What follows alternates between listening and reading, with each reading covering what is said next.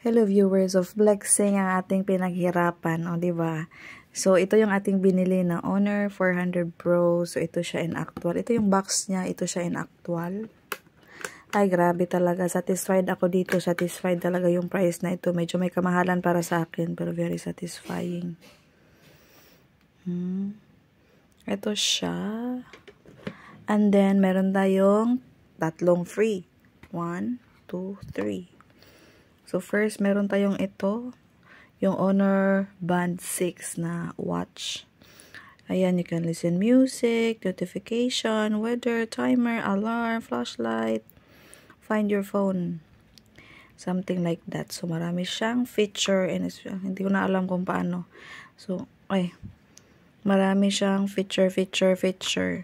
Next one is this one for hubby. So, since na kinoconnect ko pa siya sa phone, so, installing pa siya at the moment. And ito yung ating pangmalakasang Honor Choice Earbuds S26. So, alam nyo ba yung tatlong ito, libre lang ito dahil bumili tayo ng Honor 400 Pro. Legit na legit at kasama yung kanilang box. O, diba? Kailangan natin i-flex to dahil pinaghirapan natin to. Hard-earned money. Hindi to pera ng taong bayan, no?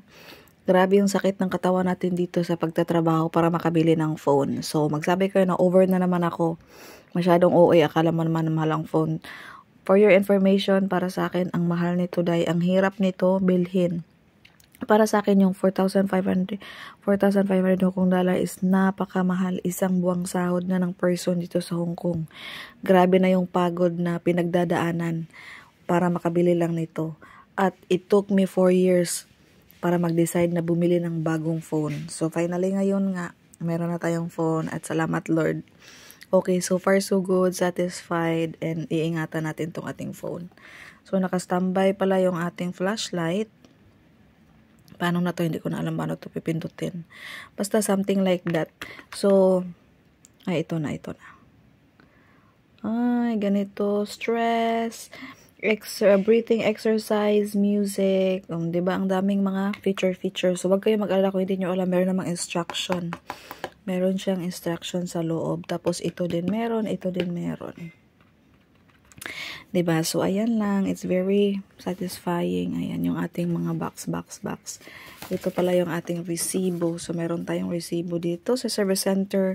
Pag dito ka bumili sa Hong Kong, meron siyang 1-year warranty sa phone. So, under warranty yan, wala kang babayaran in case na may sira o may problem sa loob ng phone, na kasalanan ng phone. Pag kasalanan mo na nabasag, of course, kailangan mong magbayad. So, ito yung ating warranty and receipt.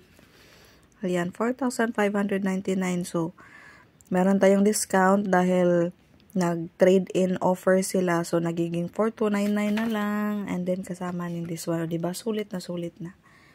So, kung gusto nyong bumili, so try nyo nang bumili. Thanks!